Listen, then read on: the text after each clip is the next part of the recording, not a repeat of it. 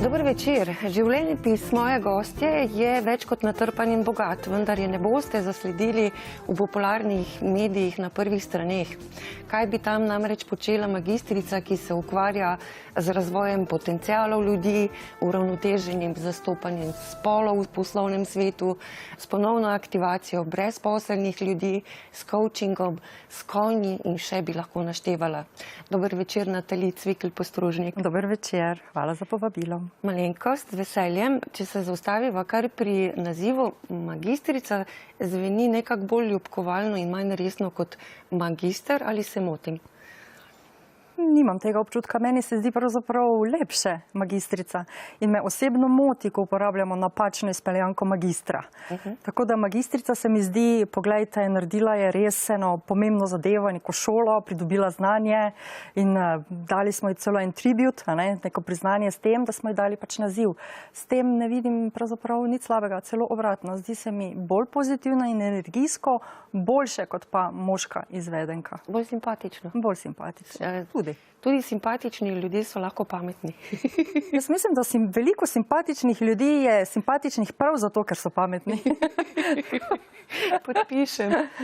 Rojeni leta 71, ja. To pomeni, letos je padla 50-ka in na sceno prihaja že prva fotografija, ki vas prikazuje skupaj s starši. Ali je to neka res tako velika prelomnica v življenju človeka, ta 50-ka, ali zdaj mogoče še prehitro za to vprašanje? Osebno mislim, da je to samo en rojstni dan več. Je pa res, da se okrog te 50-ke dela ena strašna fama in pravzaprav moraš nekaj narediti. Mislim, moraš samo umreti. Ampak fajn je, če nekako obeležiš te lepe okrogle, pa tudi tiste manj lepe za 1, 2, 3, 4, 5 in tako naprej. Meni osebno je prinesla zadovoljstvo. Dosegla sem eno leto več, doživela spet nekaj lepega v tem enem letu in enostavna edina obljuba, ki sem si jo dala ob tej okrogli, je živi na polno. Še naprej. Kaj sta starša rekla? Starša? Ona dva sta strašno ponosna name. Verjetno tudi zato, ker sem edinka. In je to, mi smo izjemno povezani med sabo že od kar sem, vseh 50 let. In sta moja najbolj trdna opora v življenju, od nekdaj. Torej tudi se ne obremenjujete starostjo, tudi vi se ne obremenjujete starostjo, ker je zanimivo, veliko ljudi reče, kaj toliko si že stara, kaj pa še boš praznovala rojstni dan? Popolnoma zmotno gledanje, v bistvu bi morali biti veseli, da so toliko dočakali, ne? Po mojem imamo mi bolj tisto kulturo japonskih in ostalih narodov, kjer cenijo starejše ljudi, kjer praznujejo vsako leto več, kjer pri starejših ljudeh vidijo pravzaprav bogatstvo, modrost, izkušnje in jih znajo tudi izkoristiti, ni prava beseda, ampak uporabiti v svoje boljše življenje. Mislim, da naša družina gre bolj v to smer. So mlada leta bolj odletela, z manj praznovanj kot pa zdajle. Mislim, da zdaj znamo bolj se veseliti vsakega novega. Ampak mislite, da je to redkost, tako gledanje v Sloveniji, ker v Sloveniji časoma dobiš občutek, da starejši so bolj ali manj odveč? Ja, to je seveda zopet neka osebna percepcija, ki jo imamo. In seveda je zelo odvisno od tega, s kom se družimo, kako se družimo. Ne vem, kdo je že rekel, povej mi 5 oseb, s katerimi se družiš, pa ti bom povedal, kakšen si.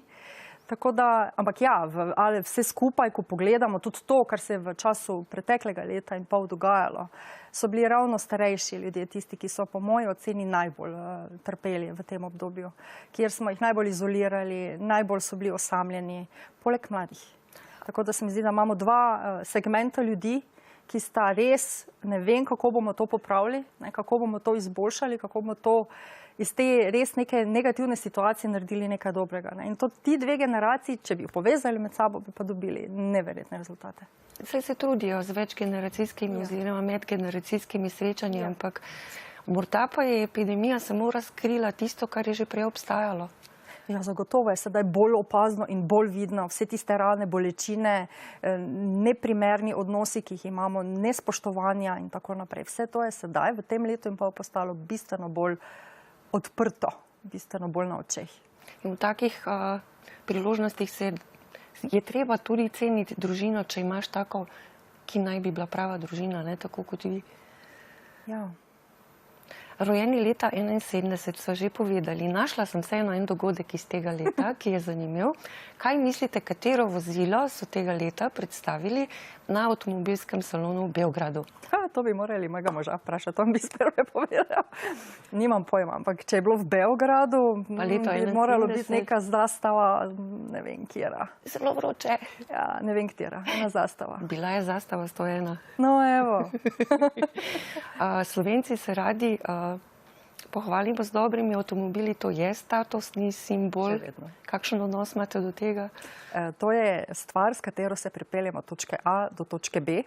S tem, da sem z leti začela nekako bolj ceniti komfort, se pravi, mora biti dovolj visok, da se jaz lahko spravim not, pa vem, brez težav. In da je dovolj prostor. Da ne boli. Da hrbtenica ne boli, ja. In pa seveda, da lahko prevažam vse svoje živali, ne, to je tudi izjemno pomembno. Se pravi, avto je res pač stvar, fajn je, da funkcionira, da je koliko toliko okoljsko vredo, se pravi z leti, seveda zdaj tudi bolj in bolj pazimo na to, kakšne vozila vozimo, manj porabe, manj izpustov in tako dalje. Ampak veliko smo razmišljali o tem, da bi šli na električna vozila. Potem se pa vprašaš, odkot bom dobila to elektriko, s katero bomo poganjali to vozilo.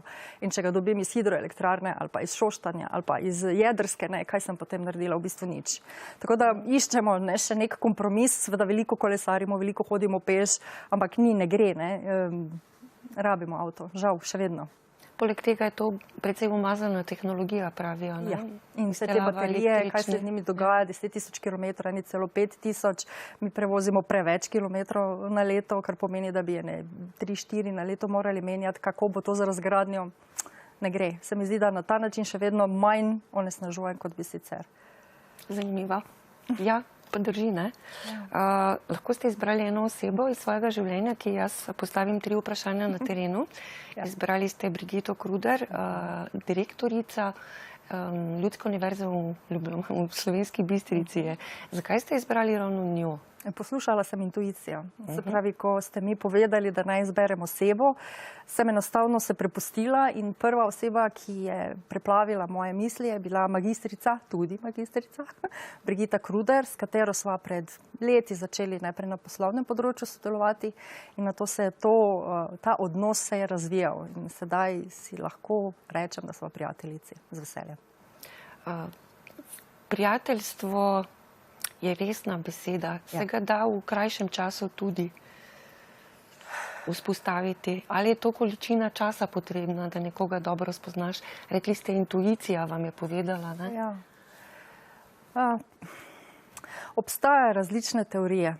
Od tega, da človeka v nekaj stotinkah sekunde že ugotoviš, kakšen njega začutiš, se povežeš ali ne, do tega, da traja 3 leta, da vzpostaviš zaupanje, do vsega vmes in več in manj, ampak pri meni se je v glavnem pokazalo, da to, kar mi je nek glasek v ozadju, lahko rečete intuicija, 6. čut, ni važno, rekel, to je potem tudi držalo kasneje. Se pravi, tudi če sem šla čez ta glas in sem razumela, razmišljala, verjela, da bomo z nekom spostavili dobre odnose, je bil prvi glas pravi. Zdaj pa seveda ne.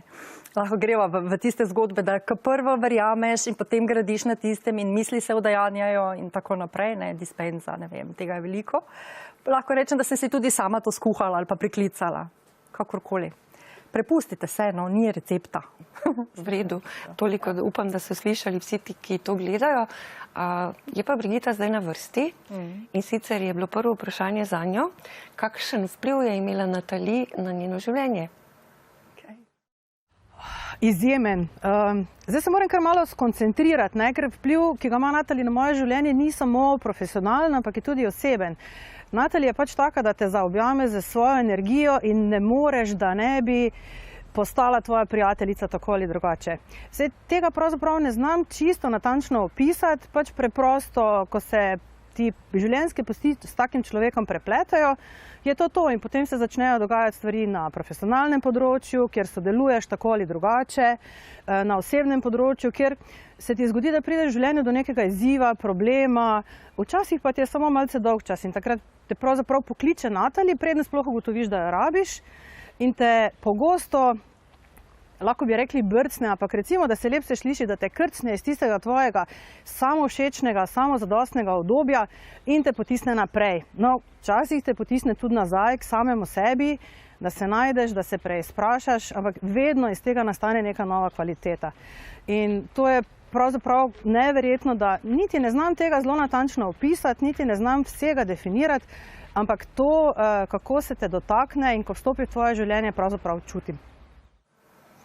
Zdaj, skoraj malo čarovniško, ne, deluje. Pokličete še predno ona pomisli na vas. Spet intuicija. Ja. Velikokrat mi v misli pride nek človek in na začetku se pač misla pride, ne? In čez leta ugotoviš, da pride z namenom. Ta misel, ta ideja, to ime in sem začela enostavno klicati ljudi v teh trenutkih in sem ugotovila, da rabijo, ne vem, mogoče samo pogovor, klepet, včasih tudi kaj več, ne? Včasih sem pa jaz njih potrebovala, tako da gre v obe smeri. Ali čutite kakšno odgovornost ob tem, ko veste, da imate vpliv na nekoga? Brigita je tudi rekla, da imate velik vpliv. Ja. Čeprav konec koncev človek se sam odloči, ampak neke vrste odgovornost pa je, ne? Ja, zelo velika odgovornost je in še dobro, da sem nekaj let, desetletij se razvijala, preden sem začela res ta poklic živeti v celoti. Se pravi, šla sem skozi, kot se reče, cel purgatorij, ne? Ali pa, če bi Dantija gledali, šla sem skozi vse tiste kroge pekla. In iz tega se marsikaj naučiš. Marsikakšno izkušnjo dobiš, začneš ceniti stvari, ki so tebi pomembne. In potem jih lahko tudi začneš udejanjati v svojem poklicnem življenju. Ampak ja, to pride za odgovornostjo veliko. Zdaj, poklicno življenje, meni je bilo zelo zanimivo. Srednja šola tehnik programske opreme, potem diplomirana novinarka, diplomirana profesorica nemškega jezika s književnostjo, doktorat je v teku. Ali zdaj to pomeni, da se že celo življenje iščete ali da preprosto izkoriščate svoj potencial, se prepustite radovednosti, kam vas bo to odpeljalo? To je malo povezano, spravi, zakaj elektro, ne? Torej računalniški tehnik za programsko opremo. Veste, to je bilo še v SFRJ. Jaz bi rada malo, da se vrnemo malo nazaj, se vem. Imate pravico, ker ste 50. No, hvala, ne. Vrnimo se malo nazaj in takrat je pač bilo tako, ne. Tuji jeziki se niso ravno veliko poučevali v tistih časih še, ne. Imel si kakšnega enega, ko si prišel v srednjo šolo in pa si bil srečen s tistim enim. In takrat sem jaz iskala, ker jeziki so me od nekdaj privlačili. Od nekdaj so me privlačila potovanja, od nekdaj so me privlačile zgodbe. In sem iskala srednjo šolo, ki je imela 2 tuja jezika 4 leta. In ne boste verjeli, samo 2 takšni srednji šoli sta bili, ena od njih je bila računalništvo. Nemščina in angleščina vsa 4 leta. Ja. Druga je bila pač gimnazija, mislim, da 1. ali 3, to sem zdaj pozabila. Prva zagotovo. No, je bila prva, ampak meni ni bila preveč, ne, ker je bilo zelo veliko predmetov, ki se jih je bilo treba učiti na pamet. Jaz pač nisem človek, ki se učim stvari na pamet. Bistveno bolj mi je bila matematika, pa fizika, pa ne, elektrotehnika itak, ker oče iz tega prihaja. Imela sem 3 bratrance, ki so se z računalništvom ukvarjali pred mano starejši in to je bilo, ne, veš, wow, ne. In se rekla, nič, mislim, vse je pokazalo v to. In še nekaj je bilo pomembno v tistem času, zanimalo me računalništvo, bila sem prva na vasi, iz vasi prihajam, ne, prva na vasi, ki je imela računalnik še Commodore, bože moj, ki je to, ne. In seveda me je zanimalo, tudi programiranje, pač veliko stvari me zanima od nekdaj in ugotavljam, da danes to pomaga. Zato, ker lahko pokombiniraš. Ne? Tudi ta digital world, ki smo ga zdaj imeli zadnje leto in pol, pravzaprav mi je bilo to enostavno, ne? Ker pač je že nekje v krvi, nekje je že ta DNK napisan in je lažje potem se obrniti. No in pa tudi za računalništvo si pravzaprav lahko šel kamorkoli brez izpitov, brez sprejemnih in tako naprej. Tako da sem rekla, lej, če bom po 4 letih ugotovila, da pač računalništvo mogoče ni to, kar si jaz res globoko v sebi želim, pa lahko grem kamorkoli želim, razen medicine, ampak to me itak nikoli ni, ker kripa, jaz ne greva skupaj najbolj. Ne? No in po 4 letih sem rekla, v redu, še vedno ne vem, ne, je računalništvo to ali ne, ker smo imeli super predavatelje. Ti super predavatelji so bili v bistvu študenti računalništva, ne, in to so bili fajni dečki, ne, to so znali, pa še skledali so v redu. In pač ja, sem rekla, ledo, grem delat, ker je bila velik vpis je bil na računalništvo v Ljubljani in sem rekla, grem delat sprejemne. In če jih naredim, bom razmislila, če jih ne naredim, pa tako vem, da ni zame, no, in pa sem jih naredila in sem bila spet na začetku. Ampak zakaj potem novinarstvo pa nemščina? Kot rečeno, jeziki so od nekdaj moja ljubezen, novinarstvo pa tudi. Ne. Jaz sem se v osnovni šoli sve časopis izdajala, kar doma na uni, tup, oni oranžni, ko so bili, Olimpusi, ja, o meni, ne.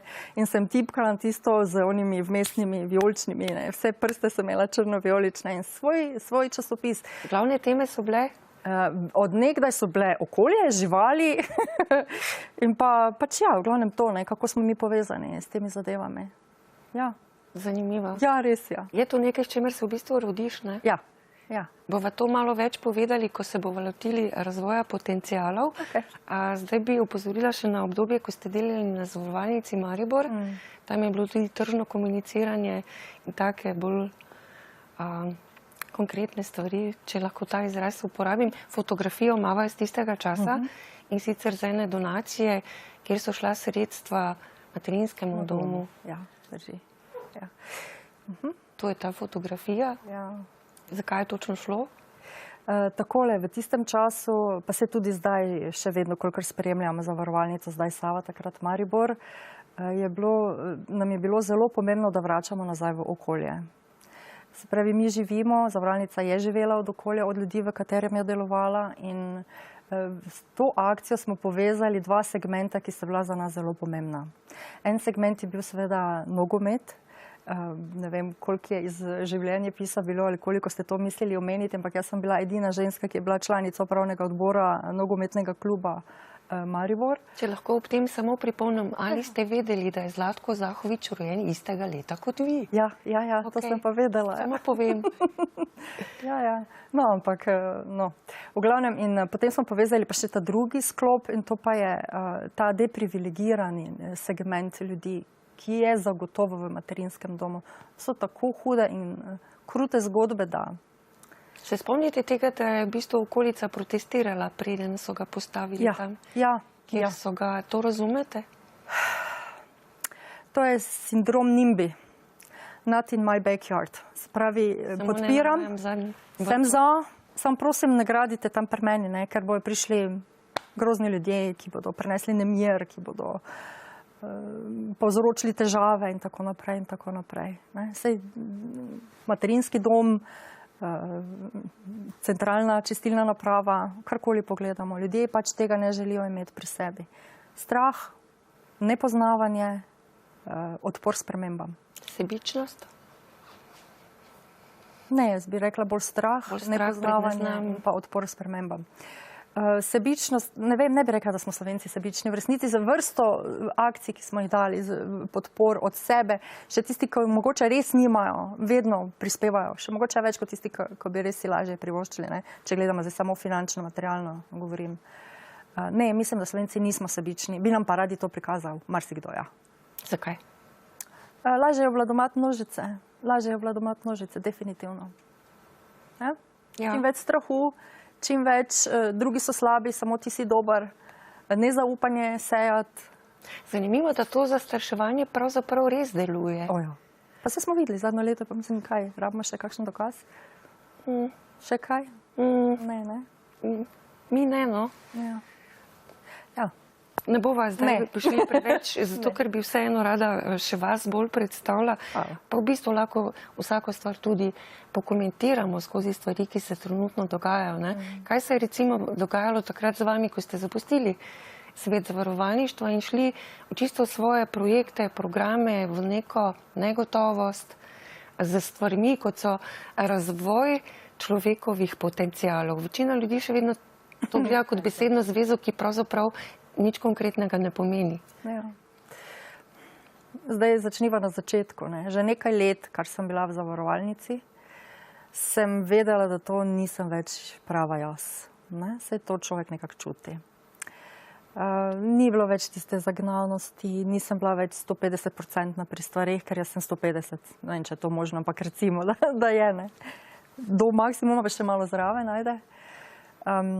Ni bilo več tistega žara v očeh, ajde, ne. In potem se je zgodila sveda ta menjava predsednika uprave, zamenjala sta se David pa Drago. torej Drago se je poslovil, David je prišel. Enostavno sem vedela, da se bojo začele tudi večje spremembe, da bomo šli pod okrilje Pozavarovalnice Sava, da se bojo začele stvari drugače postavljati. Vse tiste ideje, ki smo jih imeli o drugem močnem stebru finančnem v Mariboru skupaj z Novo KBM, pa še z nekaterimi drugimi. Ne, to smo, v tistem trenutku je bilo, kot da bi zavesa padla ali pa se zastor dvignil, recimo, ne, in bi bilo postalo vse kristalno jasno. In pač tako je, ne. Ali si rešitev problema ali pa postaneš del problema. In če bi jaz ostajala še naprej tam, bi postala del problema.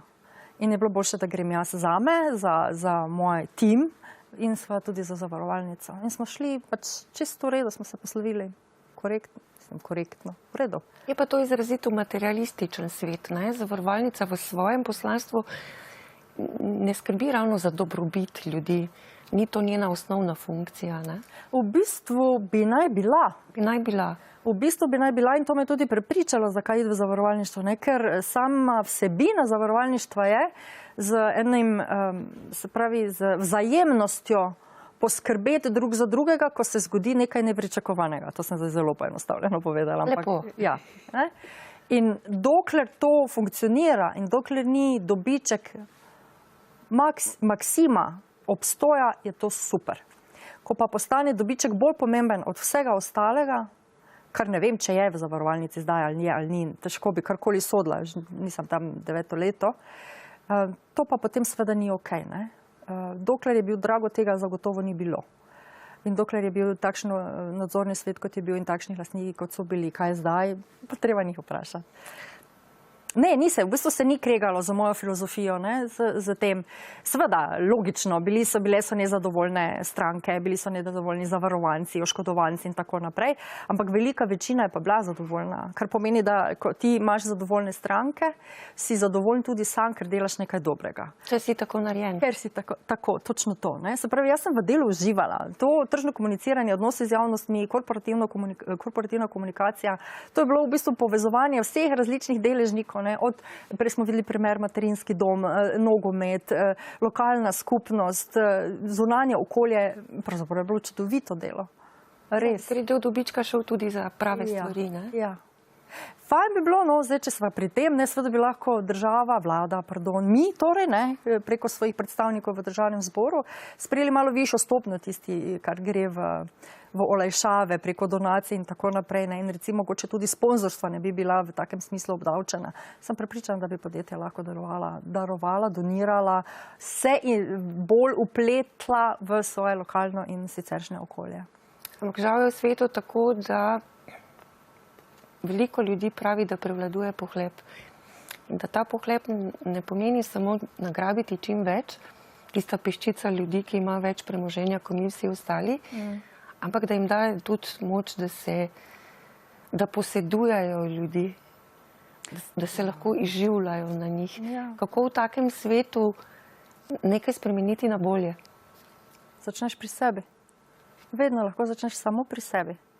Ustaviš vlak, na katerem si drvel, vedno hitreje, vedno več, nikoli ni dovolj, sosed ima več, bratranec ima več, zakaj jaz nimam? Se pravi, z tega vlaka najprej stopiš, potem pa z svojim zgledom, najprej v svoji družini, v svoji enotni celici in potem naprej. To je edina pot. Dobra iztočnica za naslednji Brigitin odgovor. Povezano je bilo vprašanje s tem, da pravzaprav vi v svojih programih skrbite tudi za tiste, ki jih je družba potisnila na rob. In zato je bilo vprašanje za Brigito, ali ste vi taki po naravi, ali je kaj drugega, povedala pa je tole. Jaz bi rekla, da je taka po naravi, ker to, da si spoštljiv do vseh ljudi, ne glede na to, da njihove omejitve, življenjsko, socialno, družbeno situacijo in ne glede na to, iz katerega okolja prihajajo. In ne nazadnje, ne glede na to, ali si ti zdaj plačan na projektu ali pa gre to za neko poslovno sodelovanje in pogodbo. Jaz mislim, da to preprosto je v njej. Natalija je dober človek. Ona razmišlja o ljudeh, o stvareh, o življenju, o okolju na pozitiven način. In to, da zna pristopiti recimo k brezposelnemu človeku brez končane osnovne šole in v njem najti dobro, razviti njegove potenciale, ga spremljati na tej poti na ta način, da on pravzaprav na koncu ugotovi, da je vse naredil sam, da so bili vsi odgovori že v njem, da je prišel do neke nove kvalitete z njeno pomočjo, to je tisto, kar je izjemno dragoceno. In zdaj jaz tega ne znam drugače povedati, kot to, da preprosto si dober človek in ti ni pomembno, koga imaš pred sabo, ampak vedno daš vse od sebe. Vedno se potrudiš, vedno uporabiš vse vire, naj si bodo to konji, psi, naj bo to tvoje izjemno profesionalno znanje, naj bo to njena intuicija, za katero jaz močno verjamem, da jo ima izjemno razvito, ampak hkrati je pa tu od zadaj tudi ena močna želja, iskanje cilja, iskanje potencijala, iskanje v dobrega ljudeh in to je ena od stvari, zaradi katerih jo pa najbolj cenim. Najbolj to ceni. Smo obe začeli jokati včasih. Ampak to dokazuje, ne? Brigita je imela na koncu solze v oči, vam je zdaj malo tudi, da delate prave stvari, da je to, kar vam veliko pomeni. In da veliko pomeni tudi ljudem, ki jih je ona omenila, ki jim vi pomagate. Kakšni programi so pravzaprav to? Ja, to so programi za osebe, ki so že nekaj časa brezposelni, za katere v bistvu na zavodu Zavodu za zaposlovanje radi rečejo, da so brezupni primeri, zato ker so z njimi že vse poskusili, jih dali v vse programe in potem jih dobim jaz. Jaz namreč verjamem, da vsakem človeku je notranja moč. Sam pogledati treba, kje se skriva. Pa to aktivirati, ne? Pa tisti gumbek najti, ki to sproži. Da odbrišemo, izbrišemo vse tiste neke negativne vzorce, ne, ker veliko dobimo skozi življenje, nekih vzorcev, nekih idej, ki niso naše, nekih prepričanj, ki nam jih vsadijo, vgradijo. Ne. Spravi, to enostavno najprej najdemo te vzorce, potem jih pogledamo, ugotovimo, da niso naši in rečemo hvala, ne rabimo jih več, nasvidenje in gremo živeti tisto, zaradi česa smo pravzaprav prišli sem. Kako dolgo traja, da nekoga prepričate, pa mogoče to ni pravi izraz, da odkrijete samozavest v njem, da mu uspete dopovedati, nekaj znaš, nekaj zmoreš, ker vsi, ki smo v takih in drugačnih službah, malo nas potrjujejo, veliko nas kritizirajo. Kako ohraniti neko to zdravo samozavest in zdrav razum po svoje? Kako težko je to nekomu, ki je, ne vem, leta in leta brez službe, ki mu vsi pravijo nesposoben si. A je res krivda brezposelnih, da so brezposelni? Če bi bil tako enostaven odgovor, problema sploh ne bi bilo. Kako dolgo traja, greva najprej k temu vprašanju. Skozi različne oblike sem ugotovila, da nekje 3 mesece traja program, ki človeka res pripelje od tega, kjer je, do tja, kjer ugotovi zmorem. Ja? Ampak 3 mesece delamo. Ne? To ni zdaj, da delamo vsak dan, to pomeni, da se večkrat srečamo skupaj kot skupina. Ti programi so vedno skupinski in individualni, kombinacija. Zato, ker v skupini se dogajajo nore stvari. Ne? Ta energija skupine je, mislim, mi jo absolutno premalo cenimo to, ker smo pač Slovenci taki, kot smo in raje delamo sami in to recimo tudi pri študiju, ne, kjer predavam, vidim, da bi Slovenci bi vsi vse naloge sami naredili, ne bi nič v timu. Ne? Ampak dobro, to je izgled za kdaj drugič. Tim, skupina je izjemno močna, tam se dogajajo stvari in potem tisto, kar se tam odpira, nadgrajujemo v individualnih srečanjih. Tako da 3 mesece nekje, s tem, da seveda najprej človeku povemo, da sme verjeti vase. Da sme, da lahko in da zmore. Ostalo naprej pridejo aha trenutki in ko se prvi aha trenutek zgodijo, tam naprej je pa čisto enostavno. Da grem naprej na naslednjo iztočnico, kako ohraniti zdrav razum, kot je nekdo leta in leta govori, da si nesposoben, da ne znaš, da ne zmoreš, zakaj sploh si, da je bilo boljše, da te ne bi bilo in tako naprej. Enostavno je treba narediti, jaz rečem temu, kot ene vrste energijski zid, ne? Pred sabo, med sabo in med ljudmi, ki to govorijo. Ljudje, ki to govorijo, imajo tudi sami te vzorce običajno. Ali so jih prenesli odprej, ali pa ravno obratno. Ne? Se to je isti kovanec z 2 platema, ne? Da tako rečem.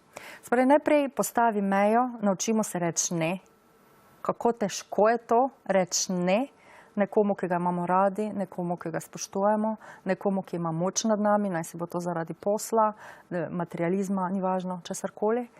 Najprej to, potem gremo pa počasi naprej ugotavljati, odkot to prihaja, zakaj se to nam dogaja in kje so tiste iskrice. Ne? Običajno se vrnemo v otroštvo, pa pogledamo, pa rečem, ja pa kaj, velikokrat mi rečejo, jaz nič ne delam rad. Mene nič ne veseli, v ničemer ne uživam. Jaz rečem, ja, no sej, jaz tudi ne bi, ne? Če bi mi nekdo 10 let govoril, da to, kar delam za klinc, ne? Potem rečem, dobro, kaj pa, ko si bil otrok ali pa si bila otrok, kaj pa si takrat rada počela? Ja, pa igrala sem se. Super, s čim pa si se igrala? Ja, pa delala sem tam ene mlinčke ali pa ne vem, kuhala sem, ne? Recimo, da je tajnica, rada je kuhala. Karkoli. In iz tega potem gremo se spominjati, kakšni občutki so bili takrat, ne, ko smo te stvari počeli. Ena taka čista kognitivna zadeva, ne. Igramo se veliko. Igramo se, zelo veliko se igramo. Poskušam, ker življenje je od zunaj nas, ga dela zelo resnega. Ne. Strašno resno nam vse prikazuje, vse je smrtno nevarno, ne. In vse je joj, in sploh in grozno.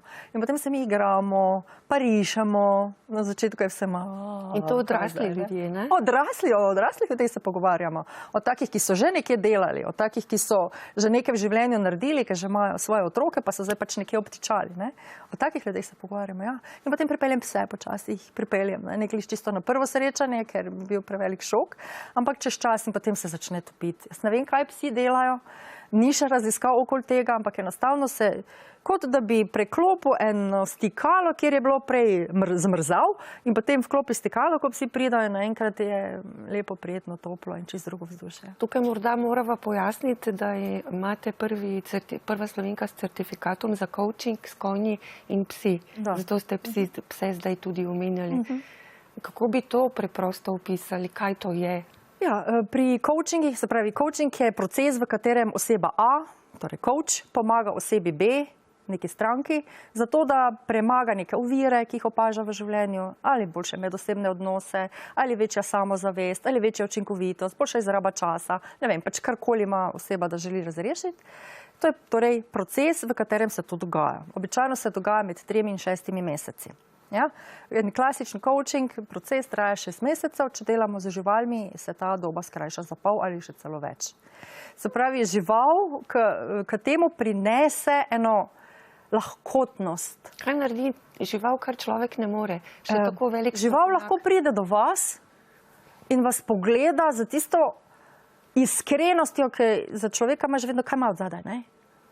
Kaj ima zadaj? Nekaj ima zadaj, ne mora biti kar tak prijazen z mano. Res je. Žival pa ne zna tega, ne, žival je, kar je. Mene, zakaj je prijazen, ne? Pač žival je prijazna, ne? Ali pa žival začne, ne vem, kazati žalost, ker pač začuti žalost. Ali pa žival pobegne v kot, ker začuti agresijo v prostoru. Mislim, žival točno pokaže, kaj se v prostoru dogaja. Vi preko tega analizirate situacijo, odnos ljudi in vse te stvari. Ja. Torej morate imeti tudi nekaj znanja psihologije, še česa. Še marsičesa, ja. To ta certifikat v bistvu pomeni, da vi imate vsa taka znanja, ne samo, da imate radi živali, ki... Ja, seveda naučiš se prepoznavati intervencije in uporabi živali v primerne intervencije. Pač en taki strokovni izraz, to pomeni, da žival ustrezno reagira, žival reagira na to, kaj se v človeku dogaja in mi nikoli ne delam tega sama, ne, vedno sva dve, zato ker, ali pa snemam, če dovolijo seveda ljudje, ampak v Sloveniji je to zelo redko, ker smo še vseeno malo, pa tudi je prav, nikoli ne veš, kam lahko to zaide danes v dobi interneta in če jaz kaj spregledam, je vedno še ena oseba zraven mene, ali je to Dana, ali je Gorazd, ali je Dubrov, skratka pač en iz ekipe in potem seveda mi to še analiziramo naknadno, kaj se je dogajalo v prostoru, kaj smo opazili, kaj je žival pokazala in potem prilagodimo vaje in naslednje korake temu, ne, zato pa pravim, da je to proces, ki traja 3 mesece recimo, ne. S pomočjo katerega se ljudje odprejo, spoznavajo sebe, svoje sposobnosti. Zdaj zanimivo je, vi delate ta coaching tudi za vrhnji menedžment. Ja. To so pa zdaj ljudje, ki so kao izkoristili svoj potencial in so samozavestni, ampak ne tako zelo, kot se zdi na prvi pogled. A so kakšne razlike? V obeh primerih so samo ljudje, ne? Razlika je predvsem v tem, da vrhnji menedžment zna zelo dobro igrati, ker smo se to naučili. Zakaj govorim smo? Zato, ker sem tudi sama bila vrhnji menedžment in vem, da sem se zdresirala in strenirala, ne? Po moje dobim 7-5 za tole. In ko se pa tu začnejo težave pojavljati, najprej se začnejo pojavljati z zdravjem. Se pravi, ko si naenkrat na poziciji, na res top management ali pa srednji nivo vodenja in se začnejo pojavljati težave z zdravjem, pomeni, da nekaj ne živiš skladno sam sabo oziroma svojimi vrednotami, rečemo temu tako. In takrat je prav, da poiščeš nekoga ali neko metodo, začneš nekaj delati na sebi. Da začneš odkrivati, kaj se ti pravzaprav dogaja. Drugače se lahko zelo zadeve zakomplicirajo, zelo neprave smeri. Zato je toliko avtoimunih bolezni, za katere se ne ve, odkot izhajajo. Zato je toliko izgorelosti, ne zaradi obilice dela, da se razumemo, ampak zaradi tega, ker delamo stvari, ki niso skladne z našimi vrednotami in si tega ne priznamo. In veliko krat, ko delam z vrhnim menedžmentom, se potem zgodi, da ljudje zamenjajo službo. V bistvu se rešijo. Ja, in tudi podjetje. Zato, ker podjetje rabi ljudi, ki so skladni z vrednotami, kot jih ima podjetje. S tem ni nič narobe. To samo pomeni, da tudi jaz sem na določeni točki, smo prišli skupaj, smo rasli, moje vrednote so šle mogoče v neko drugo smer, od organizacije spet v drugo in je prav, da gremo narazen. Kot v zakonu. Tudi nima smisla vztrajati, če vidiš, da pač če ne gre. Če so ali celo diametralno nasprotne. Se pravi, se mučimo. V čem je to smisel? Kdo lažje prizna, da potrebuje pomoč? Slovenci nas sploh ne priznamo, kaj dosti. Ampak v teh dveh skupinah, recimo te, ki jih je družba itak postavila na rob, ali ti, ki so kao pomembni, kao ni slovenska beseda, se opravičujem, ki so pomembni, vsaj mislijo, da so in družba manj odpusti, če priznajo, da se motijo. Moraš biti popoln, ne? Ja. Moraš biti popoln. Ja, čeprav ni popolnega človeka, se popolnost pričakuje. Da ga ni, se pa pričakuje. In od ženske še toliko bolj. In to je tudi eno od razlogov, ko ste na začetku lepo napovedali, da se ukvarjam tudi z problematiko enakosti, enakovrednosti, da bo rekla spolov, ne enakosti, ampak enakovrednosti. In o tem bova še govorili, ker je Brigita odgovarjala na to vprašanje. Bi ga kar poslušali? Bo najboljše, ne? Ja. V bistvu je bilo vprašanje v zvezi s tem, da se borite za enakopravno odločanje žensk v družbi, ne? In potem je morala Brigita odgovoriti, ali zaradi tega Natalija kdaj obsodijo, da je feministka. Tega pravzaprav ne vem, kaj drugi rečejo. Jaz si rečem, da je ena taka izredno močna ženska. Tu se zdaj meni malo trese glas, ne? Zato ker kadar srečaš take ljudi v življenju, pač začutiš njihovo moč, ki ne izhaja iz njihovih mišic, ki ne izhaja iz njihove tega, kar počnejo ali kar so, ampak iz vsega tega, kar so, iz vse energije, ki jo dajo. Natalija je ženska, je mama, je partnerka, je poslovna ženska, je urednica revije, je oseba, ki si upa iti v tujino in tam predavati, je predavateljica na isti fakulteti kot jaz. Skratka, ona toliko stvari počne v življenju, da zdaj, če je feministka nekdo, ki izboljšuje položaj žensk v družbi in vpliva na njihov ugled, potem ji lahko rečemo tudi feministka. Ampak jaz bi lahko rekla, da je ženska, lahko bi tudi rekla, da je prava baba in spoštujem vse tisto, kar ona je. Kadar se postavi v čudoviti obleki, kadar v legicah in škornjih se sprehajava po travnikih, kadar hodimo po blatu skupaj z konji. Skratka, vse to si prava ženska upa in zmore in to na tak način, da je zaradi tega samo še lepša, boljša, bolj uspešna in da zaradi tega bolj ceniš in spoštuješ. Če to ženska reče, ker smo pregovorne, zavistne, pa privoščljive, pa ne vem kaj še vse, potem že drži. So vam rekli, kdaj je feministka? Ne, si po maj niti niso upali. Malo za šalo. Koliko velik konj je bil zraven vas? Ja, pa potem je to bolj tako, ja. Ne, v bistvu tega očitka nisem nikoli doživela, ne. Je pa tudi res, da pravzaprav se nisem srečala s temi nekimi klasičnimi težavami na svoji poslovni poti, zdaj govoriva, ne. Da recimo ne bi mogla biti na nekem delovnem mestu, na katerem sem želela biti ali pa kaj podobnega. To, kar veliko žensk srečuje. Mogoče res zaradi tega, ker pač prijem z neko energijo in ta energija, kaj zvem, prepriča ali ne vem, odpre vrata. Ali pa sem imela takšno srečo, kar zagotovo tudi sem, da sem imela vedno super šefe. Vedno sem imela super šefe. To je res sreča? Ja. Mimo grede? Ja, vedno. Zdaj povem eno anekdoto. No. Kako sem jaz prišla v prvo službo? Študirala sem v Nemčiji 1 leto in se vrnem in dobro, kaj zdaj? Ja, pač nekaj že bo, ne. Pa pogledam, odprem najbolj bran časnik v Sloveniji, na Štajerskem, ne bomo zdaj. In tam oglas za vodja Indok centra, pojma nisem imela. Kaj je Indok center? Videla sem samo, da piše Mestna občina Maribor in takrat je bil župan dr. Križman. Za njim je delala že moja mama in ona je rekla, da je to izjemno širok človek, od katerega se bom zelo veliko naučila. Takrat, še ko je ona delala za njega. Zelo pač tak en pozitivni odnos je imela do njega in se kaj nič pa se bom jaz prijavila, ne. Tam je sicer bilo nekih 10 let delovne dobe, pa ne vem, kaj vse si moral imeti. Jaz nisem imela nič, ker takrat, če pač tisto, kar si pri študenta delo, ni nič štelo. Hvala Bogu, to so se zdaj malo spremenili.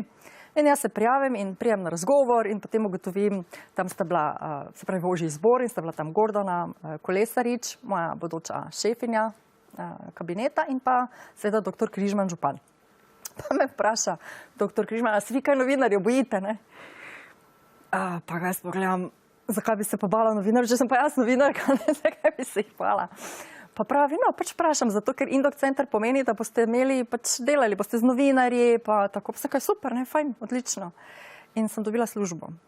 In takrat je, mislim, veliko, ogromno je bilo prijav, lahko si predstavljate, to je bilo v tistih letih, ko je že bila recesija, smo že bili v Sloveniji in so že podjetja propadla, prvi val gospodarskega zapiranja v Mariboru je že bil za nami. In vem, da je takrat dr. Križman veliko preslišal in poslušal, zakaj je vzel nekoga v službo brez dneva delovne dobe, ne? Ampak je šel čez. In se mi zdi, da ko se najdejo taki ljudje skupaj, pa to ne gre samo zame, govorim na splošno, se zgodijo stvari, ki se imajo za zgoditi. V to res verjamem. In ker jaz verjamem v to, lahko to res iz sebe in z velikim prepričanjem povem ljudem, s katerimi delam. Ko mi rečem, jaz tega, ko mi reče, nikoli ne bom mogel spet. Pa se rečem, pa kako veš, da ne? Poskusi vsaj. A si že probala kdaj? Pardon, po štajersko. A si že probala kdaj? A si že poskusila? Ja, nisem. Kako pa potem veš? Ker so mi povedali, ker se je poskusi, pa bomo videli. Mogoče boš ugotovila, da ti to sploh ne veseli. Mogoče celo življenje dirkaš za nekimi sanjami, ki sploh niso zate. Pač anekdota. Zelo zanimiva. Pravzaprav bi iz tega tudi lahko nek nasvet ženskam, da naj imajo neko zdravo samozavest, pa naj verjamejo vase. Ja. Ker jaz verjamem v to, da s to energijo, s katero prideš do človeka, narediš svoje. Ja. In če podzavesti že ali pa zavestno razmišljaš, saj nisem dovolj dober, jaz mislim, da se to nekje čuti navzven. No, to so pa zdaj že tudi dokazali in izmerili. Tudi na MIT-ju in tako naprej so delali določene raziskave, kako človekova energija, koliko v prostor seva in tako naprej, dokot gre. In so jo izmerili, dobesedno, da gre do 8 metrov. Ne? Se pravi, to, kar ti prineseš in nosiš s sabo, definitivno vpliva na ljudi, ki sedijo zraven tebe ali ob tebi. Tudi če je pleksi vmes, ni pomembno. Ne? To gre pač skozi, ker je energija. Hvala Bogu. Še malo pa ga bo raznesel. Ja, lej. Čarovnice. Ali odhajajo z vaših programov torej bolj samozavestni, odločni ljudje? Prevladujejo ženske? Ja, zanimivo. Zanimivo, zakaj je temu tako, v bistvu ne vem. Več je brezposelnih, pa bolj si upajo po drugi strani. Verjetno, pa bolj so verjetno tudi že site situacije, v kateri so. In manj priložnosti imajo. Sploh, meni je zelo žal, sploh zdaj ponovno, velik upad je bil po letu 2008, ko se je začela tista kriza prva, druga, ali kjera že pač. In zdaj spet po covidu, spet so bile ženske prve na tapeti, spet so ženske prve izgubljale delovna mesta, pozicije, službe. Spet, ne? Vedno ista, identična zgodba. Ko smo delali ta evropski projekt, ki ste ga že tudi omenili, smo delali tudi v UK, pa na Švedskem, identične stvari so opažali. Torej prve, ko se je začela recesija, ko je bil upad gospodarstva, kakorkoli, najprej so bile ženske tiste, ki sem rekli, lej, ti imaš družino, a ne bi mogoče. Ker smo šibkejši člen, ne? Ne, to zdaj zveni navijaško, jaz navijam za oba spola, krivice se dogajajo obojem, da ne bo tako tudi jaz, ne, tudi ampak pogled družbe na žensko pač takšen je. Ja, KKK, ne, mi prihajamo iz okolja, kjer je bil pač KKK in še vedno se mi zdi, da je ta KKK pri nas. Kaj je KKK? Ja, Küche, Kirche, Kinder. Ja, kuhinja, otroci, kaj še? Ja, pa, se pravi, otroci, kuhinja, pa... Otroci. Mislim, da pa otroci, ja, ne? Otroke sem nekako spustila nehote. Še besedica navdihni me. Ja. Še vedno ste radi novinarka, zdaj ste urednica svojega revije Navdihni me, ki pravzaprav spet nagovarja ljudi, ki so bolj na robu družbe, oziroma nagovarjati tiste, ki bi lahko malo drugače gledali na življenje. Ja. V bistvu nagovarjamo prav vse, ker imamo vsi potencial, da naredimo ta preskok ali pa ta korak. V tej reviji so zgodbe ljudi, ki so pa ta korak že naredili. Spravi, ki so ugotovili, da jim ta način življenja, v katerega so imeli, ni važno, 10, 20, 30, kolikorkoli že let, jim ne ustreza več, da so pripravljeni na spremembo in so to spremembo tudi izpeljali v svojem življenju. Teda to so pa spet ene pozitivne zgodbe. Navdih zame, pa za ostale tudi. Za vsakogar, ki si pravzaprav ne upa spremeniti ničesa v življenju, ampak potrpi, ne? To pa je tudi del vzgoje, pa mogoče krščanski vpliv, daj potrpeti, za koga že, mogoče za nagrade. Imamo še fotografijo z vami, ker ste dobili nagrado od dobe. Koliko let zapovrstjo ste bili najučiteljica? 3-krat sem bila najpredavateljica, ampak tole pa mislim, da ste izbrali iz... Pogleda. Aha, hoteli ste povedati, da sem vam že povedala, zakaj, zaradi tega, ker je družina na fotografiji in zato, ker se smejite. Ja, pač družina je, ne vem, se vidite, 3 hčerke so za mano, zakaj se torej ukvarjam s to problematiko, tudi zaradi tega, ker želim, da se one ne bodo rabile, da jim ne bo potrebno. Ko uživaš v tem, kar delaš, rezultati pridejo sami, pika. V redu. Ne se razburjati, jaz vam verjamem. Ne, samo sem... Ja, vem, radi bi premaknili vse ljudi, ki stojijo in trpijo. Ja, predvsem je tisti del, da trpijo. Vse, če si ti na miru, pa ti je fajn, super. Ni se treba nikamor premikati, če uživaš v tem, kjer si. Če pa ti ni, pa daj, prosim, poglej, no, ljudje so res že naredili nore stvari. Ne vem, prej ste omenili Navdihni me. Imamo notri zgodbo človeka, ki so mi rekli, nikoli več ne boš hodil. Pa se je enostavno... Imel je tako željo, da bi imel psa, s tem je seveda takoj dobil, ne. Aha, zdaj bova pokazali fotografijo pod delovnim naslovom Mir, ker tam so živali gor in to vaše. Nadaljujte, prosim. Ja, in seveda je rekel, ne, jaz se pa tega ne grem, jaz pa bom hodil spet in seveda je hodil, doštudiral in tako sem ga spoznala. Spoznala sem ga preko fakultete, ker predavam.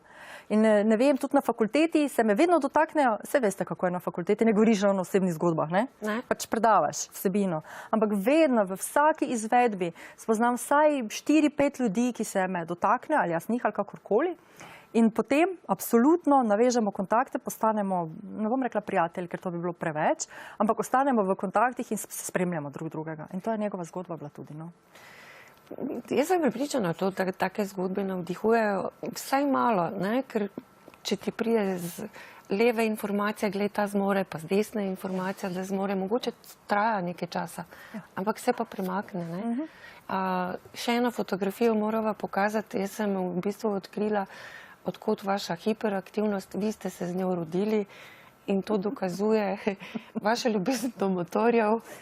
Koliko let imate na tej fotografiji? 3. Ja. 3? Ja, 3. Nisem niti dosegla ničesar, si se vidi.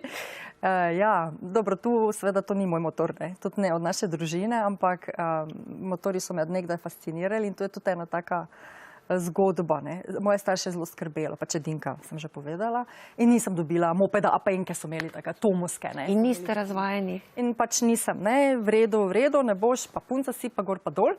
In potem sem bila 18 let stara in sem seveda delala že nekaj časa, vedno in kot dijakinja in kot študentka. In sem si kupila motor.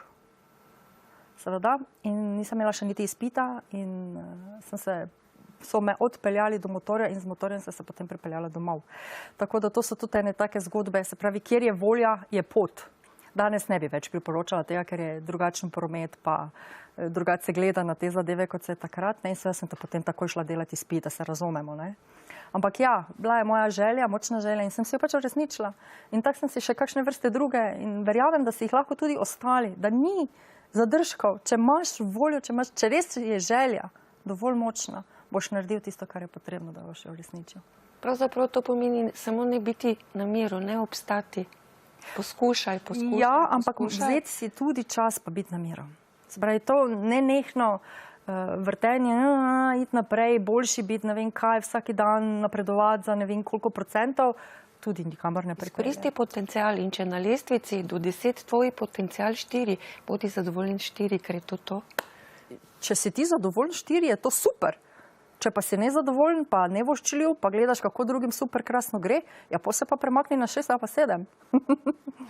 Natalija, hvala, da ste svoje življenje delili z nami in veliko uspešnih projektov še naprej. Z veseljem, hvala. Hvala tudi vam in razmislite, kateri del potenciala še niste izkoristili. Nasvidenje.